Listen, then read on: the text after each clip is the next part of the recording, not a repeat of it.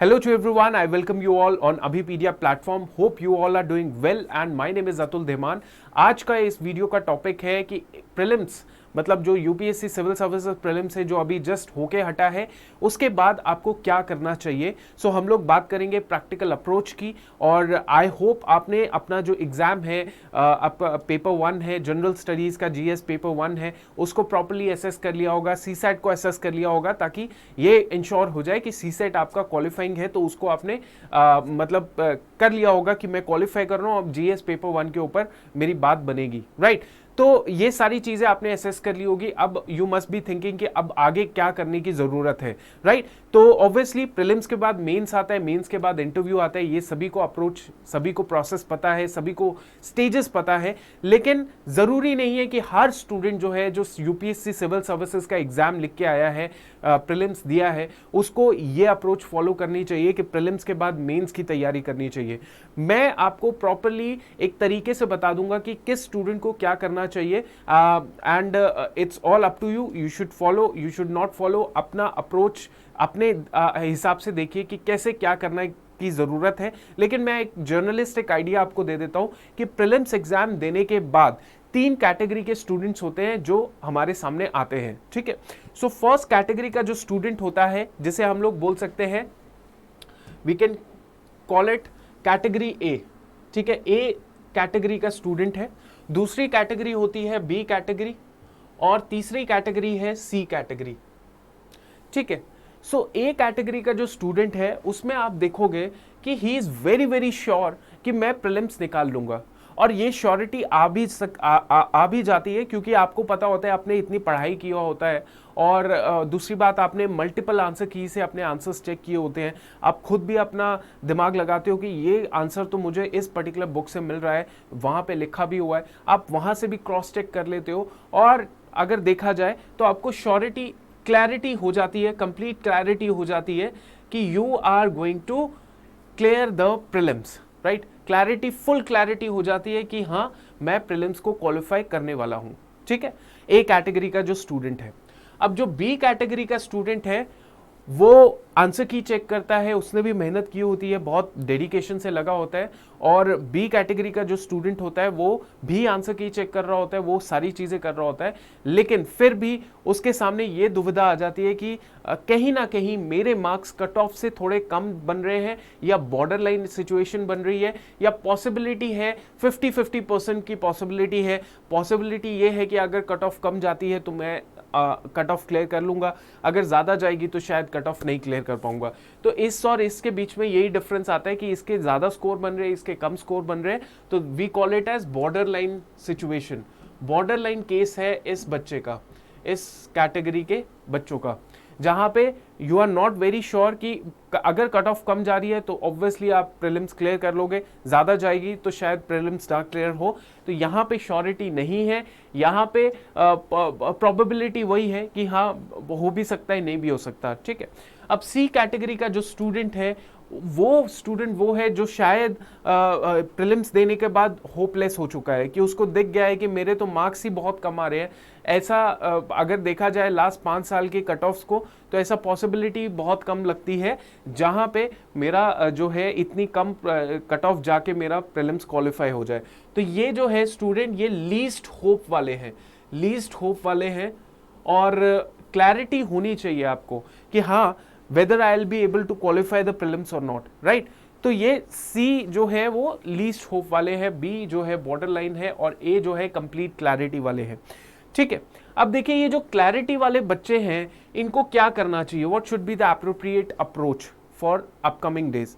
They should wholly solely devote their time for the mains preparation. Mains की तैयारी में जुट जाइए, बिल्कुल एक एक दिन आपके लिए इंपॉर्टेंट है।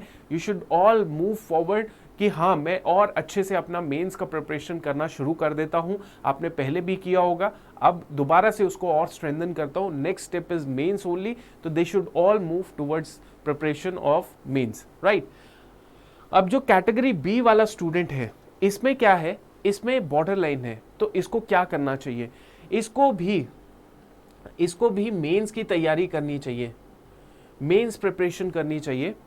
बट उसको करनी चाहिए जो बच्चा जो है वो 1 या 2 साल से अपनी तैयारी कर रहा है, 1 या 2 साल से अपनी तैयारी कर रहा है। उसका अभी बॉर्डर लाइन उसने प्रीलिम्स दिया दोबारा से, इसका ये दूसरा अटेम्प्ट था, थर्ड अटेम्प्ट था, और थर्ड अटेम्प्ट देने के बाद उसका बॉर्डर लाइन आ रहा है। पॉसिबिलिटी है क्लियर भी हो जाए, पॉसिबिलिटी है कुछ भी हो सकता है, लेकिन दैट पर्टिकुलर कैंडिडेट या इस कैटेगरी के बच्चों को मेंस की प्रिपरेशन पे ध्यान देना चाहिए, अगर they already have given 1 to 2 years of their preparation for this particular exam, right.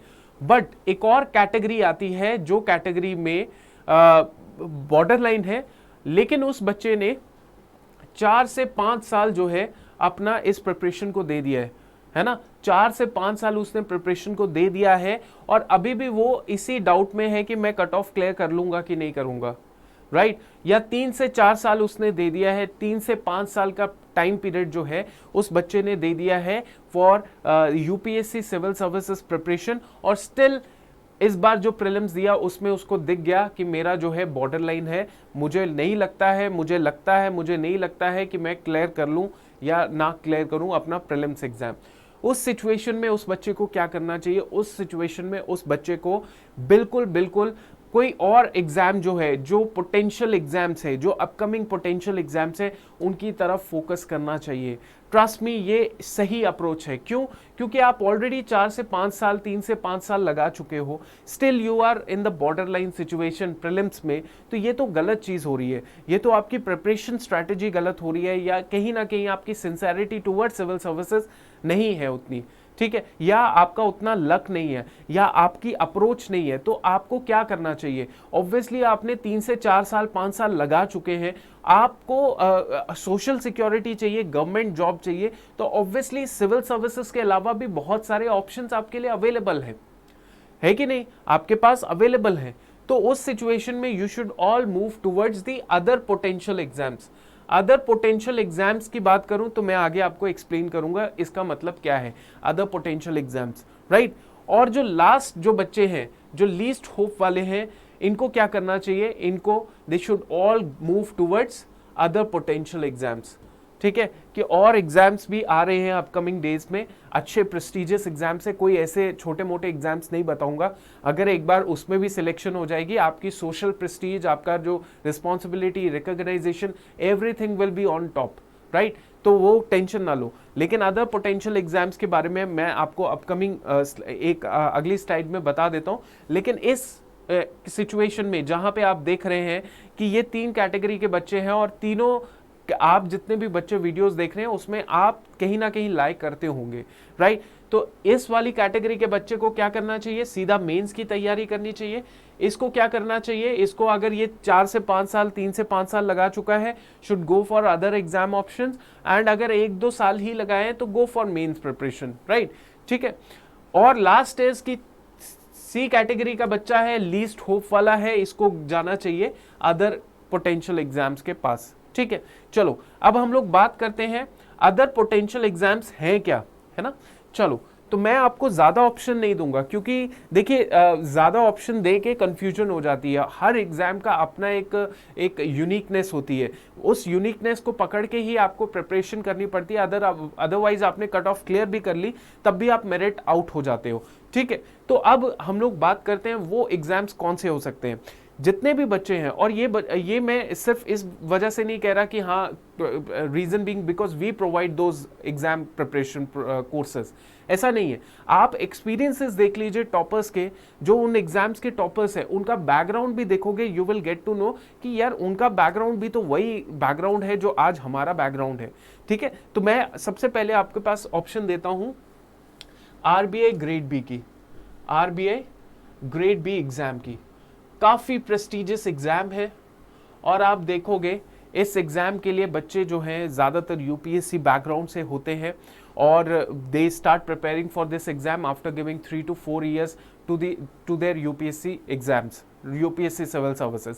So RBI grade B exam है जो आप प्रिपेयर कर सकते हैं। लेकिन और दूसरा एग्ज़ाम कौन सा है? दूसरा एग्ज़ाम काफ़ी अवेटेड एग्ज़ाम है, that is NABARD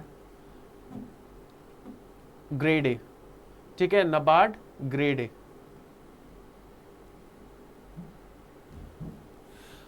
NABARD grade A assistant manager exam, ठीक है। ये दो ऑप्शन मैं आपको देता हूं, आप इन दो ऑप्शन को बहुत अच्छे से देखिए, इनका सिलेबस देखिए, सिलेबस, ऑप्शंस, ये सारी चीज़ें देखिए and you should move towards these exams. अब कमाल की बात यह है कि आरबीआई ग्रेड बी एग्जाम जो है अभी होके हटा है, so you are not eligible. जो बच्चा पहले से ही इन एग्जाम्स के लिए अवेयर था, यूपीएससी प्रिपरेशन करते टाइम, उसने तो भर दिया होगा पेपर और उसने फेज़ 1 दे भी दिया होगा, राइट। शायद उसका क्लियर भी हो गया और फेज़ 2 की तैयारी कर रहा होगा। लेकिन जो बच्चे नहीं जानते हैं तो इसका एग्ज़ाम ऑलरेडी हो चुका है, अब ये आएगा नेक्स्ट ईयर। लेकिन कमाल की चीज़ ये है कि नबार्ड जो काफ़ी कोरिलेट करता है यूपीएससी सिलेबस से, जिसने यूपीएससी की बहुत अच्छे से तैयारी की है, नबार्ड निकालना कोई बड़ी बात नहीं होगी उस बच्चे के लिए। तो मैं क्या कहने की कोशिश कर रहा हूँ कि ये जो एग्ज़ाम है, नबार्ड ग्रेड ए का एग्ज़ाम है, it is coming in upcoming days, right. Upcoming days के अंदर इसका नोटिफिकेशन आपको दिखेगा। सो बेस्ट पार्ट इज कि इसके अंदर हम लोग देखें, सो एक तो पहली बात है नोटिफिकेशन अपकमिंग डेज में देखने को मिलने वाला है, ठीक है। और इसके अंदर आपको फेज़ 1 और फेज़ 2 दोनों मिलेंगे। फेज़ 1 होता है एंड फेज़ 2 होता है एंड अल्टीमेटली इंटरव्यू होता है, ठीक है। और इसके अंदर मैं पूरा डिटेल तो नहीं बताऊंगा आपको कि नबार्ड में क्या है क्या नहीं है, मैं आपको मेन चीज़ें बता देता हूं। आपका कॉन्फिडेंस जो है वो बूस्ट हो जाएगा कि नहीं, हम इसके लिए तैयारी कर सकते हैं। कैसे? देखिए, इसमें ना दो कंपोनेंट है जो सबसे ज़्यादा महत्वपूर्ण है, इंपॉर्टेंट है। First component is agriculture and rural development subject, ठीक है, एआरडी, जिसको कहते हैं ARD, agriculture rural development, right. And दूसरा है इकोनॉमिक एंड सोशल इश्यूज, ठीक है। एंड थर्ड जो है, जो लिखने की जरूरत नहीं है, बिकॉज वी ऑल नो कि जनरल इंग्लिश तो हर एग्जाम का पार्ट है, ठीक है। तो इसमें तो आपको पता ही है, इंग्लिश जो है it is a part of every exam, तो इसको आपको पता ही है ये सारी चीज। नाउ द पॉइंट इज कि agriculture and rural development is a subject जो आपको थोड़ा सा नया लगेगा, पढ़ना पड़ेगा इसके बारे में। लेकिन मैं आपको सच बताता हूं, एआरडी सब्जेक्ट जो है इसको देखो, यूपीएससी का बच्चा उसने +1 +2 की एनसीईआरटीज तो पढ़ी होती है ना, उसने 6, 7, 8, 9 की भी 10th की भी एनसीईआरटीज लगभग पढ़ी होती है। मैं आपको बताऊं, अगर वो चीज आपने ऑलरेडी पढ़ रखी है क्योंकि आपने यूपीएससी की तैयारी की है, you are supposed to read those NCERTs. I am telling you, ARD को पढ़ना बिल्कुल मुश्किल नहीं होगा। आप समझिए इसको, ARD is very easy to understand if you have already read that +1 +2 6 7 8 9 10 की NCERT of geography, right? इसमें बस आपको थोड़ा सा गवर्नमेंट स्कीम्स के बारे में देखना पड़ेगा, जो थोड़ी टेक्निकल चीजें हैं वो थोड़ी उसको एम्फसाइज करना पड़ेगा। बाकी इसमें जो आपने अगर कर लिया है तो दैट इज योर फंडामेंटल, वो NCERT इस सब्जेक्ट का फंडामेंटल है, राइट। इसके ऊपर आपने चीजें थोड़ी बहुत पढ़नी है, आपको समझ आना बिल्कुल शुरू हो जाएगा once you start this subject. Next is ESI से is economic and social issues. अगर आपने रमेश सिंह पढ़ी है, आपने कोई इकोनॉमिक्स की किताब पढ़ी है यूपीएससी के टाइम पे, so that will be very much helpful in this to prepare for this particular subject, right. इसके अलावा आपको थोड़ी गवर्नमेंट स्कीम्स, थोड़ा वैसा पढ़ना पड़ेगा जो आपने ऑलरेडी गवर्नमेंट स्कीम्स वगैरह, मुझे पता है कि वो 6 महीने की पूरा बुकलेट्स आती हैं, उसको पूरा प्रॉपरली उसको पढ़ना पड़ता है, ये सारी चीज़ें तो गवर्नमेंट स्कीम भी आपने पढ़ी होंगी, ईयर बुक से डेटा निकालते हैं आप लोग इस तरीके से। तो ये सही सब्जेक्ट को भी कवर करना it's not very difficult part, right. English भी आपको पता ही है, जनरल इंग्लिश आती है, इतना कुछ नहीं है इसके अंदर। So this is what the subject is. अब ओवरऑल यही है चीज़ें, ठीक है। मैथ्स, रीजनिंग, क्वांट वगैरह, मैथ्स, क्वांट, ये सारी चीज़ें हैं, कंप्यूटर भी है। तो उस सिचुएशन में those are not very difficult to crack, क्योंकि वहां पे आपको जो है बहुत ही बेसिक कट ऑफ क्लियर करनी पड़ती है। एक्चुअल जो मार्क्स जुड़ते हैं वो इन्हीं सब्जेक्ट्स के जुड़ते हैं, ठीक है। सो ये नबार्ड ग्रेड ए का ऑप्शन है आपके लिए, सबसे वैलिड ऑप्शन है। What best you can do is, आप इस ग्रेड ए, नबार्ड के ग्रेड ए ऑफिसर वाले एग्जाम की प्रिपरेशन कर सकते हैं for your upcoming 2 to 3 months, 2-4 महीने के लिए आप प्रिपरेशन कर लीजिए ताकि आपका बहुत अच्छे से एक ऑप्शन तैयार हो जाए, राइट। चलो, अब मैं ऐसा क्यों बोलता हूं, क्योंकि ये रिजल्ट है आपके सामने, ये अभिपीडिया के रीसेंट जो नाबार्ड ग्रेड ए 2021 का रिजल्ट है। इस रिजल्ट के हिसाब से आप जब देखोगे तो यू विल फाइंड कि ये सारे स्टूडेंट्स जो हैं, इसमें से majority of students were from the UPSC background. आप इनका टॉपर इंटरेक्शन भी देखोगे तो यू विल फाइंड कि ये तो यूपीएससी बैकग्राउंड के ही हैं, मेजॉरिटी हैं, ऐसा नहीं है कि सारे के सारे ही हैं, but majority of them coming from the UPSC background. So this is the best option. इनका भी ऐसा ही था कि 3-4 साल जो है इन्होंने ऑलरेडी दे चुके थे यूपीएससी में। They have given multiple mains, state civil services mains भी दे रखे थे, किसी ने इंटरव्यू तक दे रखा था स्टेट सिविल्स का, किसी ने यूपीएससी का इंटरव्यू दे रखा था। लेकिन ठीक है, it is all about your destiny. तो इन्होंने ऐसा नहीं किया कि हाँ मैं उसी चीज में घुसता रहूं, नहीं, I should go for other options. और जैसे अदर ऑप्शंस की को चूज किया तो उनको फर्स्ट अटेम्प्ट में ही सिलेक्शन उनका देखा गया। ठीक है, इसमें बहुत सारे एग्जांपल्स यहाँ पे आपको दिख जाएंगे। समझ आ गया? चलो, so this is all for today's class. But इससे पहले मैं आपको ये चीज बता देता हूँ बहुत क्लियर कट कि हम लोग कैसे आपको प्रिपरेशन करवाते हैं NABARD grade A phase 1 phase 2 की। देखिए, हमारा जो प्लेटफॉर्म है यहाँ पे क्या है, यहाँ पे ऑब्वियस सी चीज़ है, आपको फेज 1 फेज 2 का कंप्लीट कोर्स मिल जाएगा। कंप्लीट कोर्स के अंदर आपको test series everything will be included, video lectures, you will be getting the those PDFs also, practice questions also, test series also, everything will be included in this particular course. Now आपको मैं यही recommend करूंगा कि आप एक बार जो description में link दे रखा है उस लिंक को क्लिक कीजिए। जैसे आप क्लिक करेंगे आप इस पेज के अंदर चले जाएंगे, NABARD grade A assistant manager exam, right. इसको थोड़ा सा नीचे नीचे नीचे नीचे करते जाएंगे तो आपको इस तरीके का इंटरफेस दिखेगा, जहां पे the best part of this interface is कि आप किसी भी कोर्स के ऊपर क्लिक करेंगे, जैसे कंप्लीट कोर्स फेज 1 फेज 2 पे आपने कोर्स पे क्लिक कर दिया, आपने क्लिक किया तो आपको इस तरीके का इंटरफेस दिख गया। अब अभिपीडिया प्लेटफॉर्म आपको क्या बेस्ट ऑप्शन प्रोवाइड करता है, वो प्रोवाइड करता है 7 डेज का ट्रायल। आपको क्या करना है, आपको सिर्फ और सिर्फ यहाँ पे ये देखिए कि ये लिखा हुआ है get your 7 days free trial.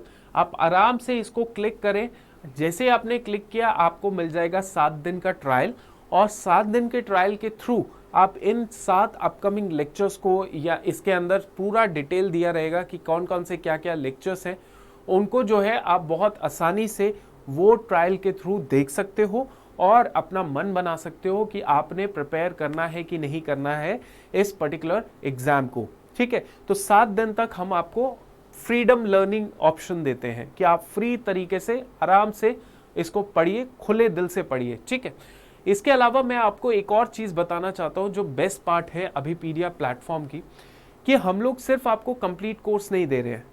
ठीक है, अगर आप मान लीजिए जैसे कोई यूपीएससी का एस्पिरेंट है जो देख रहा है कि इंग्लिश, एआरडी और ईएसआईसी नाबार्ड के सबसे इंपॉर्टेंट कंपोनेंट है, उसको पता है कि इंग्लिश भी ठीक है मेरी पढ़ी है, ईएसआईसी भी पढ़ी है क्योंकि इकोनॉमिक्स पढ़ता रहता हूं, ठीक है, और थर्ड इज एआरडी। आपको लगता है कि ARD is a new subject, या एआरडी की सिर्फ मैंने एनसीईआरटीज पढ़ी हैं, तो मुझे क्या करने की जरूरत है, एआरडी का मुझे कोर्स चाहिए, मुझे कंप्लीट कोर्स से क्या मतलब है, मैं क्यों कंप्लीट कोर्स लूं, है ना। तो वो ऑप्शन भी आपके लिए अभिपीडिया लेकर आता है, where you can buy a single module course also. Module course का मतलब होता है कि आप जो है केवल और केवल जो सब्जेक्ट है, ARD subject, agriculture rural development, उसी सब्जेक्ट को परचेज कर सकते हो, उसी सब्जेक्ट का ट्रायल भी ले सकते हो। तो ये देखिए एआरडी 38 लेक्चर्स हैं, फेज 1 फेज 2 दोनों को मिला के, तो इन लेक्चर्स को भी आप आराम से ले सकते हो। समझ आ गया? ठीक है, इसके अलावा you have other options also, test series and everything is there.